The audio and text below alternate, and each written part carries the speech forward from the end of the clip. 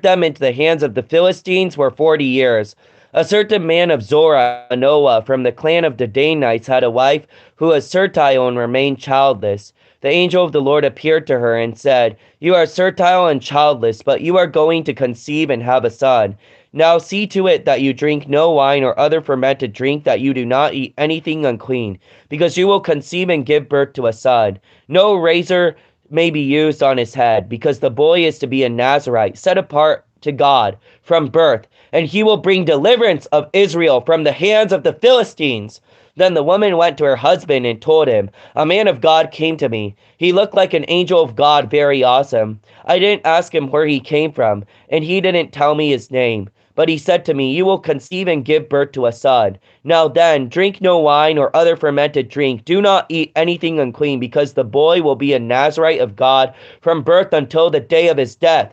Then Manoah prayed to the Lord, 'O Lord, I beg you, let the man of God you sent to us come again to teach us how to bring up the boy who is to be born.' God heard Manoah, and the angel of God came again to the woman while he was out in the field, but her husband Manoah was not with her. The woman hurried to tell her husband, 'He is here, the man who appeared to me the other day.' Manoah got up and followed his wife, and when he came to the man, he said, 'Are you one who talked with my wife?' 'I am,' he said. So Manoah asked him, 'When the words are fulfilled, what is to be the rule of the boy's life and work?' The angel of the Lord answered, 'Your wife must do all that I have told her. She must not eat anything that comes from the grapevine, nor drink any wine or other fermented drink, nor eat anything unclean. But she must do everything I have commanded her.' Manoah said to the angel of the Lord, 'We would like you to stay here until we prepare a young goat for you.' The angel of the Lord replied, 'Even though you detain me, I will not eat any of your food. But if you prepare a burnt offering, offer it to the Lord.' Manoah did not realize that it was the angel of the Lord. Then Manoah inquired of the angel of the Lord, 'What is your name, so that we may honor you when your word comes true?' He replied, 'Why do you ask my name? It is beyond understanding.' Then Manoah took a young goat together with the grain offering and sacrificed it on a rock to the Lord. And the Lord did an amazing thing while Manoah and his wife watched. As the flame blazed up from the altar towards heaven, the angel of the Lord ascended in flame. Seeing this, Manoah and his wife fell down with their faces to the ground. And when the angel of the Lord did not show himself again to Manoah and his wife, Manoah realized that it was the angel of the Lord. 'We are doomed to die,' he said to his wife. 'We have seen God.' But his wife answered, 'If the Lord meant to kill us, he would not have accepted a burnt offering and grain offering from our hands, nor shown us all these things, or now told us this.' The woman gave birth and named him Samson. He grew in the Lord and blessed him, and the Spirit of the Lord began to stir him while he was in Mane Dan between Zorah and Eshtaol. Samson went down to Timnah and saw there was a young Philistine woman.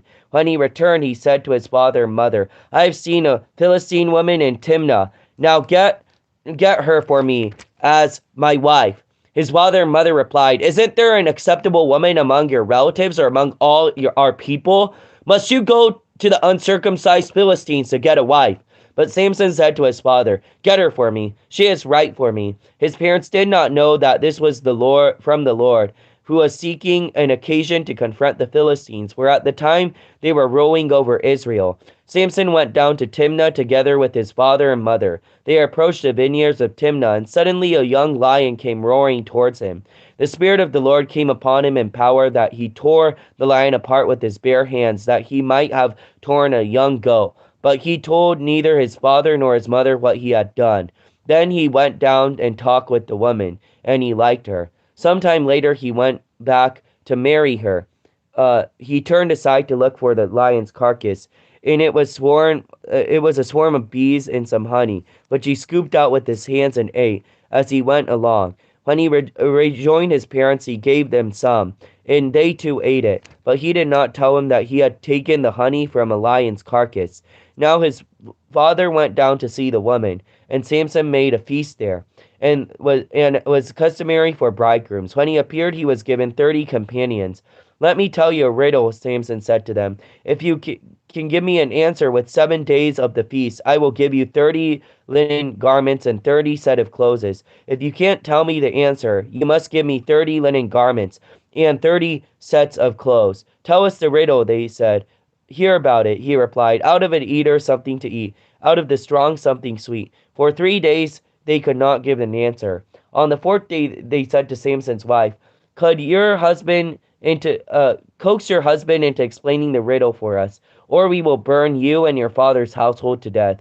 Did you invite us to rob us? Then Samson's wife threw herself on him and sobbing, You hate me. You don't really love me. You've given me the people riddle, but you haven't told me the answer. I haven't explained it to my father or my mother, he replied. So why should I explain it to you? She cried the whole 7 days of the feast. On the seventh day, he finally told her. Because she continued to press him, she in turn explained the riddle to her people. But before the sunset on the seventh day, the men of the town said to him, What is sweeter than honey? What is stronger than a lion? Samson said to him, If you have not plowed my heifer, you would not have solved the riddle. Then the Spirit of the Lord came upon him in power. And when he came down to Ashkelon, he struck down 30 of their men, stripped them of their belongings, and gave their clothes to those who explained the riddle. Burning with anger, he went up to his father's house, and Samson's wife was given to the friend who had attended at his wedding. イスラエル人はまた、主の目に悪を行ったので、主は40年間彼をペリシテ人の手に渡された。さて、ダンの氏族で、そのマノアというツルアの出の人がいた。彼の妻は不妊の女で子供を産んだことがなかった。主の使いがその女に現れて彼女に言った。見よ、あなたは不妊の女で子供を産まなかったが、あなたは身ごもり男の子を産む。今気をつけなさい。ブドウ酒や強い酒を飲んではならない。汚れたものを一切食べてはならない。見よ、あなたは身ごもって男の子を産もうとしている。その子の頭にカミソリを与えてはならない。その子は体内にいる時から神へのナズル人であるからだ。彼はイスラエルをペリシテ人の手から救い始める。その女は夫のところに行き、次のように言った。神の子が私のところに来られました。その姿は神の使いの姿のようで、とても恐ろしゅことございました。私はその方がどちらから来られたか伺いませんでした。その方も私に名をお告げになりませんでした。けれども、その方は私に言われました。見よ、あなたは身ごもって男の子を産もうとしている。今、ブドウ酒や強い酒を飲んではならない。汚れたものを一切食べてはならない。その子は体内にいる時から死ぬ日まで、神へのナズル人であるからだ。そこで、マノアは主に願っていった。ああ、主よ、どうぞ、あなたが使わされたあの神の人をまた私たちのところに来させてください。私たちが生まれてくる子に何をすればよいか教えてください。主はマノアの声を聞き入れたので、神の使いが再びこの女のところに来た。彼女は畑に座っており、夫マノアは彼女と一緒にいなかった。そこで女は急いで走って行き、夫に告げていった。早くあの日、私のところに来られたあの方がまた私に現れました。マノアは立ち上がってあの妻とあの後について行き、その方のところに行って尋ねた。この女にお話になった方はあなたなのですか？この方は言った。私だ。マノアは言った。今あなたのお言葉は実現するでしょう。その子のための定めとなら私はどのようにすべきでしょうか。すると主の使いはマノアに言った。私がこの女に言ったことをすべて気をつけなければならない。ブドウの木からできるものは一切食べてはならない。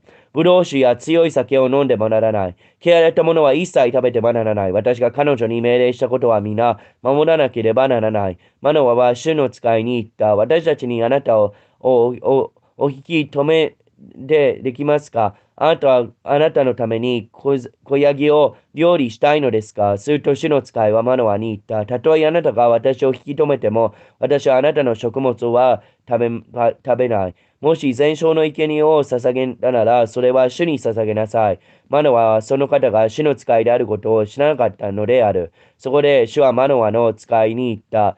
お名前は何とおっしゃるのですか？あなたはお言葉を実現しましたら、私はあなたを褒めたたえていたいのです。主の使いは彼に言った。なぜあなたはそれを聞こうとするのか。私の名は不思議という。そこでマノアは小ヤギと穀物の捧げ物を取り、それを岩の上で主に捧げた。主はマノアとその妻が見ているところで不思議なことをされた。炎が祭殿から天に向かって登ったとき、マノアとその妻の見ているところで、主の使いは祭壇の炎の中を登っていった。彼は地にひれ伏した。主の使いは再びマノアとその妻に現れなかった。その時マノアはその方が主の使いであったのを知った。そこへマノアは妻に言った。私たちは神を見たので必ず死ぬだろう。妻は彼に言った。もし私たちを殺そうと思われたのなら、主は私たちの手から全焼の生贄と穀物の捧げ物をお受けにならなかったでしょう。これらのことを皆私たちのお示しになったからでしょうし、今したが、こうしたことを私にお告げにならなかったでしょう。その後、この女は男の子を産み、その名をサムソンと呼んだ。その子は大きくなり、主は彼を祝福された。そして主の霊は、ツルアとエツタオルとその間のマハネダンで彼を揺り動かし始めた。サムソンはテムナに下っていったとき、ペリシテ人の娘、ティムナにいる一人の女を見た。彼は帰ったとき、父と母に告げていった。私はティムナである女を見ました。ペリシテ人の娘です。今あの女をめとって私と妻にしてください。すると、父と母は彼に言った。あなたの身内の娘たちのうちにまたは、私と民全体のうちに女が一人もいないというのか。活用を受けていないペリシテ人のうちから妻を迎えるとは、サムソンは父に言った。あの女を私にもらってください。あの女が私の気に入ったのですから。彼の父母はそれが主によるよることだとは知らなかった。主はペリシテ人のことを起こす機会を求めておられたからである。その頃はペリシテ人がイスラエルを支配していた。こうしてサムソンは彼の父母と共にティムナに下って行き、ティムナのブドウ畑にやってきた。見よ、一頭の若い獅子が吠えたげりながら彼に向かってきた。その時、主の霊が激しく彼の上に登って、彼はまるで小ヤギを引き裂くように、それを引き裂いた。彼はその手に何も持っていなかった。サムソンは自分のしたことを父にも母にも言わなかった。サムソンは下って行って、その女と話し合った。彼女はサムソンの気に入った。しばらくしてからサムソンは彼女をめとろうと引き返してきた。そしてあの獅子の死体を見ようと脇道に入っていくと見よ、獅子の体の中に蜂蜜の群れと蜜があった。彼はそれを手にかき集めて歩きながら食べた。彼女は自分の父母のところに来てそれを彼らに与えたので彼らも食べた。その蜜を獅子の体からかき集まった時は彼らに言われなかった。彼の父がその女のところに下っていったとき、サムソンはそこで祝宴を催した。若い男たちはそのようにするのを常だった。人々はサムソンを見たとき、30人の客を連れてきた。彼らはサムソンに付き添った。サムソンは彼らに言った。さあ、あなた方に一つの謎をかけましょう。もしあなた方が7日の祝宴の間にそれを解いて私に明かすことができれば、あなた方は天布の着物を30着と腫れ物30着をあげましょう。もしそれを明かすことができなければ、あなた方の天布の着物30着と腫れ物30着とを私にください。すると彼らは言った。あなたの謎をかけて私に聞かせてください。そこでサムソンは彼らに言った。果物から食べ物が出、強いものから甘いものが出た。彼らは3日経ってもその謎を明かすことができなかった。4日目になって彼らはサムソンの妻に言った。あなたの夫を口説いてあの謎を私に明かししてください。さもないと私たちは火であなたとあなたの父の家とを焼き払ってしまおう。あなた方は私がから剥ぎ取るために招待したのですか。そうではないでしょう。そこでサムソンの妻は夫に泣きすがっていった。あなたは私を憎んでばかりいて、私を愛してくださいません。あなたは私の民の人々に謎をかけて、それを私に解いてくださいません。するとサムソンは彼女に言った。ご覧、私は父にも母にもそれを明かしていない。あなた方に明かさせなければならないのか。彼女は祝宴を続けていた7日間、サムソンに泣きすがった。7日目になって彼女がしきりに洗顔彼らをね、サムソンは彼女に明かした。それで彼女はその謎を自分の民の人々に明かした。その町の人々は7日間、日が沈む前にサムソンに言った。蜂蜜よりも甘いものは何か、おじちよりも強いものは何か。するとサムソンは彼らに言った。もし私のメスの子牛で耕さなかったなら、私の謎は解かなかっただろうに。その時、主の霊がサムソンの上に下った。彼はアシケロンに下っていって、その住民30人を撃ち殺し、彼らは剥ぎ取って謎を明かした者たちにその晴れ着をやり、彼らは怒り燃やして父の家へ帰った。それでサムソンの妻は次沿った客の一人の妻となった。Later on, at the time of the wheat harvest, Samson took a young goat and went to visit his wife. And he said, "I'm going to marry my wife's room." But her father would not let him go in. "I was sure you thoroughly hated her," he said, "that I gave her to your friend. Isn't her younger sister more attractive? Take her instead." Samson said to them, "This time I have a right to get even with the Philistine. I will really harm them." So he went and caught 300 foxes and tied them tail to tail in their pairs. He then fastened a torch to every pair of tails, lit the torches, and let the foxes loose in standing grain of the Philistines. He burned up the stalks in standing grain together with the vineyards and olive groves. When the Philistines asked who did this, they were told, "Samson, the Timnite son-in-law, because his wife was given to his friend." So the Philistines went up and burned her father to death. Samson said to them, "Since you've acted like this, I won't stop. I get my revenge on you." He attacked them viciously and slaughtered many of them. He went down and stayed in a cave in the rock of them. The Philistines went up and camped in Judah, spreading out near Lehi.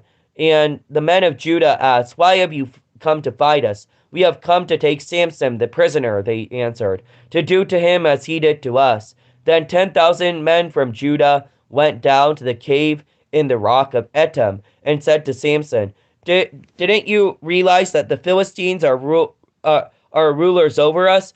What have you done to us?" He answered, "I merely did to them as they did to me." Then they said to them, "We have come to tie up your hand over to the Philistines." Samson answered, "Swear to me that you won't kill me yourselves." "Agreed," they answered. "We will only tie you up and hand you over to them. We will not kill you." So they bound him with 2 new ropes and led him up from the rock. As he approached Lehi, the Philistines came towards him, shouting. The Spirit of the Lord came upon him in power, and the ropes on his arms became like charred flax, and the bindings dripped from his hands. Finding a fresh jawbone of the donkey, he grabbed and struck it down 1,000 men. Then Samson said, "With the donkey's jawbone, I have made my donkeys of them. With the donkey's jawbone, I have killed 1,000 men." And when he finished speaking, he threw away the jawbone.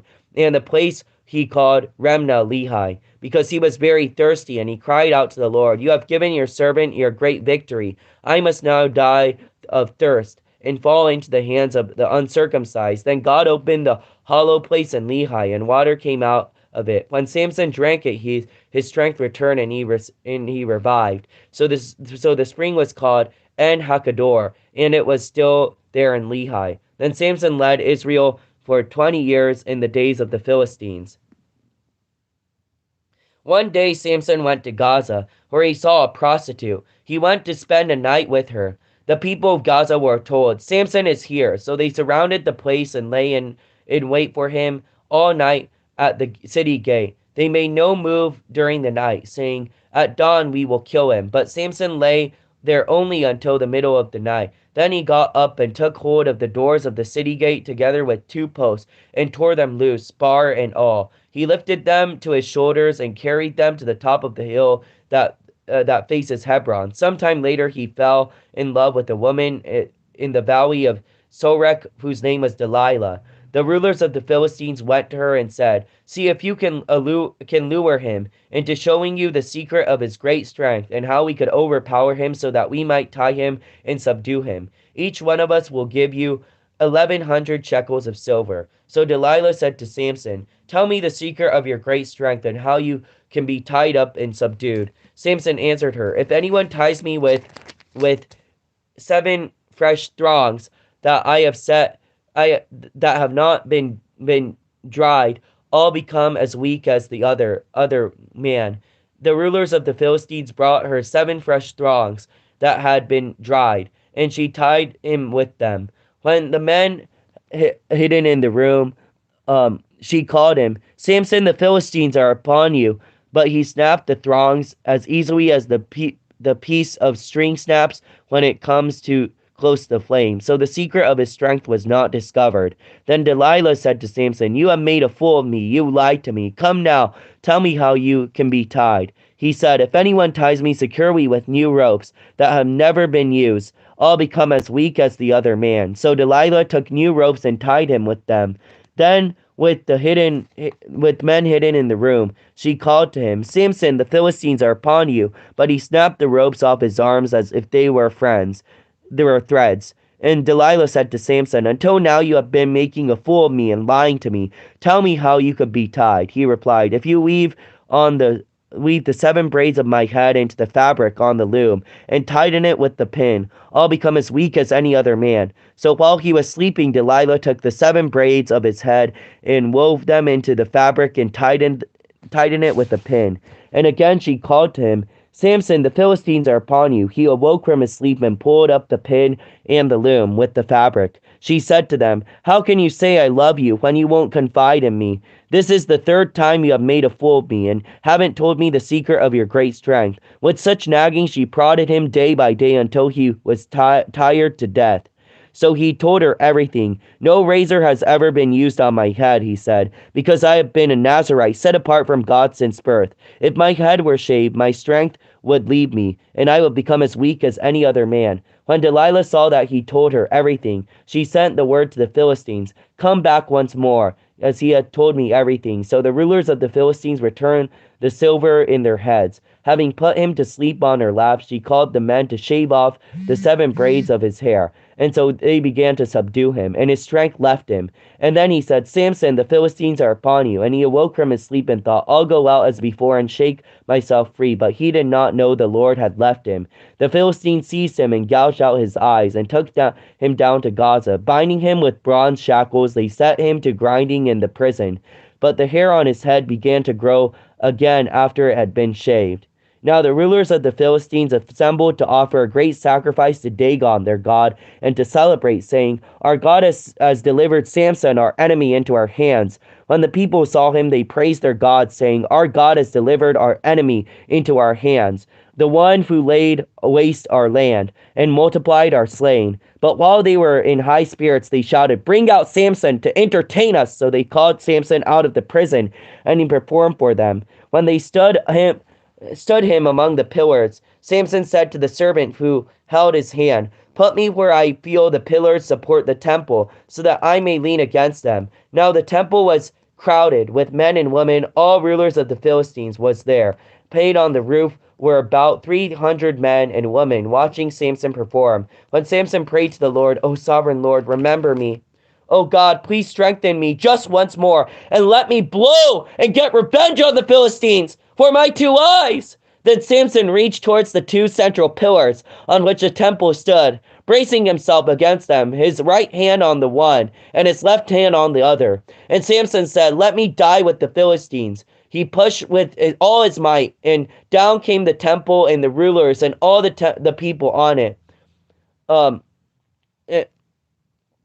and thus he killed many more when he died than while he lived. Then the brothers and his father and his whole family went down to get him, and brought him back, and buried him in Zorah and Eshtaol in the tomb of Manoah his father. And he had led 20 years.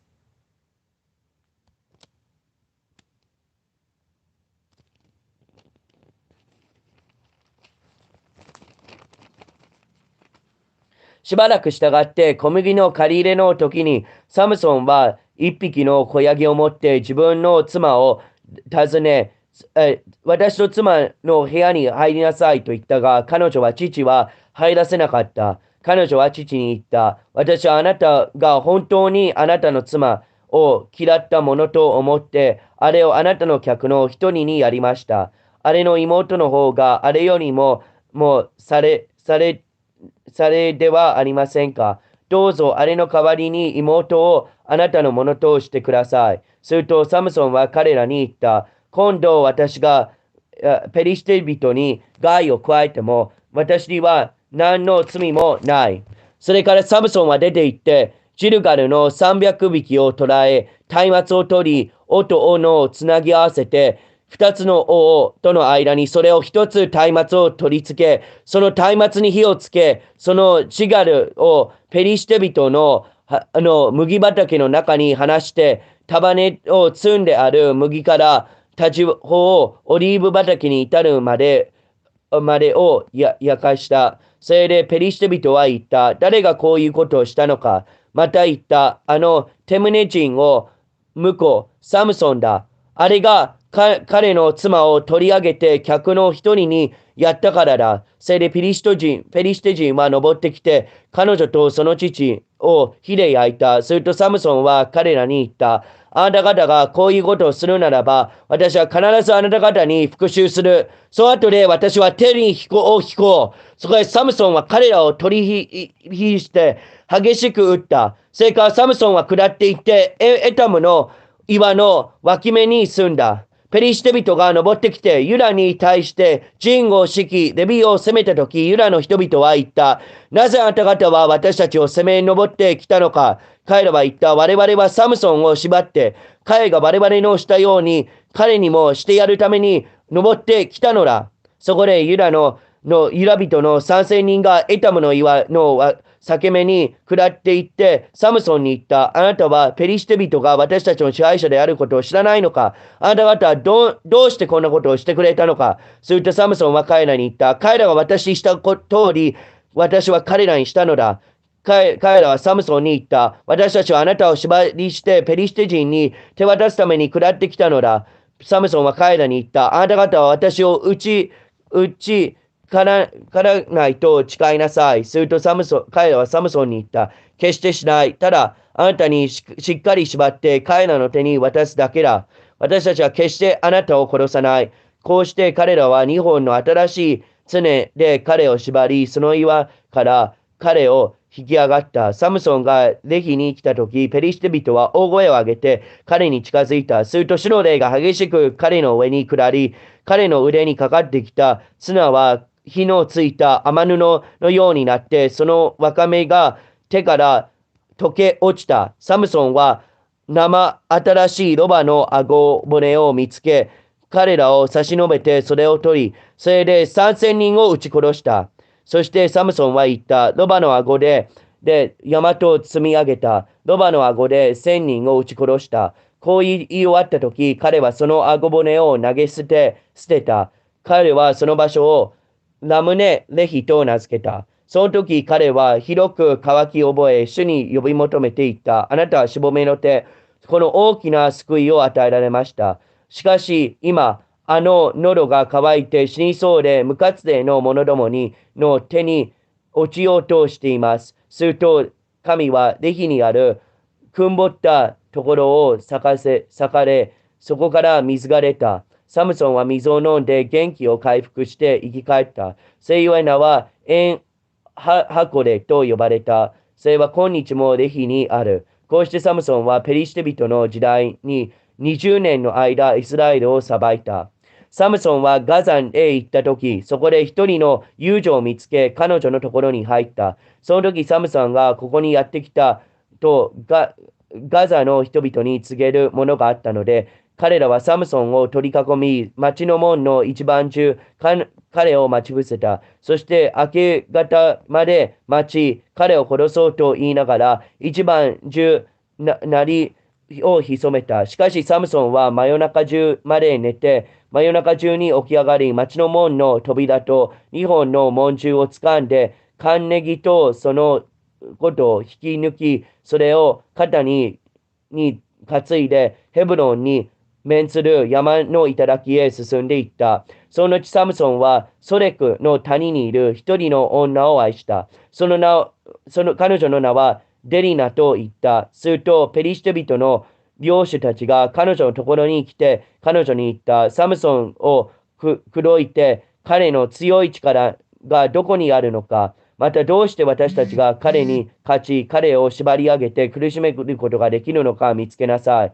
私たちは一人一人あなたに銀1100枚をあげよう。そこでデリナはサムソンに言った。あなたの強い力はどこにあるのですか？どうすればあなたを縛って苦しめることができるのでしょう？どうか私に教えてください。サムソンは彼女に言った。もし彼らがまだ外れていない7本の新しい弓のつるで私を縛るなら私は強くなり、波の人のようになる。そこでペリシテ人の領主たちは、挟れていない7本の新しい弓のつるを彼女のところに持ってきたので、彼女はそれでサムソンを縛り上げた。彼女は奥の部屋に待ち伏せているものを置いていた。そこで彼女はサムソン、ペリシテ人があなたを襲ってきますと言った。しかしサムソンはちょうど朝くずの糸が火に触れて切るように弓のつるを断ち切った。こうして彼の力のもとは知らせられなかった。デリナはサムソンに言った。まあ、あなたは私を騙して嘘をつきました。さあ、今度はどうしたらあなたを縛れるか教えてください。すると、サムソンは彼女に言った。もし彼らが仕事を使ったことのない新しい綱で私をしっかり縛るなら、私は弱くなり、波の人のようになろう。そこでデリナは新しい綱を取って、それで彼を縛り、サムソン、ペリシテ人があなたを襲ってきますと言った。奥の部屋には待ち伏せている者がいた。しかしサムソンはその綱を糸のように腕から切り落とした。デリナはまたサムソンに言った。今まであなたは私を騙して嘘をつきました。どうしたらあなたを縛れるのか私に教えてください。サムソンは彼女に言った。もしあなたが旗の縦糸と一緒に私と髪の毛7毛房を織り込み、旗の掟を突き刺しておけば私は弱くなり、波の人のようになる。彼が深く眠っているとき、デリナは彼の髪の毛房を取って、旗の手糸と一緒に織り込み、それを旗の掟で突き刺し彼に言った。サムソン、ペリシテ人があなたを襲ってきます。するとサムソンは眠りから覚め、旗の長と旗の縦糸を引き抜いた。そこで彼女はサムソンに言った。あなたの心は私を離れているのに、どうしてあなたはお前を愛すると言えるのでしょう。あなたはこれで3回も私を騙して、あなたの強い力がどこにあるのかを教えてくださいませんでした。こうして毎日彼女が同じことをして、しきりにせがみ、責め立てたので、彼は死ぬほどにつらかった。そこで、ついにサムソンは自分の心を皆彼女に明かしていった。私の頭にカミソリを与えられたことはない。私は母の体内にいる時から神へのナザレ人だからだ。もし私の髪の毛が剃り落とされたなら、私の力は私から去り、私は弱くなり、普通の人のようになる。デリナはサムソンが自分の心を皆明かしたことが分かったので、人をやってペリシテ人の領主たちを呼んでいった。今度登ってきてください。サムソンは彼の心を皆私に明かしました。ペリシテ人の漁師たちは彼女のところに登ってきた。その時彼はその手に銀を持って登っていった。彼女は自分の膝の上でサムソンを眠らせ、一人の人を呼んで、彼の髪の毛7房を反り落とさせ、彼を苦しめ始めた。彼女は、彼の力は彼を去っていった。彼がサムソン、ペリシテ人があなたを襲ってきますと言ったとき、サムソンは眠りから覚めて、今度も前のように出て行って、体を一人すりしてやろうと言った。彼は主が自分から去られたことを知らなかった。そこでペリシテ人が彼を捕まえて、その目をえぐり出し、彼をガザに引き立っていって、聖堂の足かせをかけて彼をつないだ。こうしてサムソンは牢の中で臼を引いていた。しかしサムソンは頭の毛は剃り落とされてからまた伸び始めた。さて、ペリシテ人の領主たちは自分たちの神、ダンゴに盛大な生贄を捧げて楽しもうと集まり、それで言った。私たちの神は私たちの敵サムソンを私たちの手に渡してくださった。民はサムソンを見たとき、自分たちの神を褒めたたえていった。私たちの神は私の敵を、この国を荒らし、私たちの大勢を殺した者を私の手に渡してくださった。彼らは心が陽気になったとき、サムソンを呼んでこい。私たちのために見せ物にしようと言って、サムソンの牢から呼び出した。彼らの前を戯られた。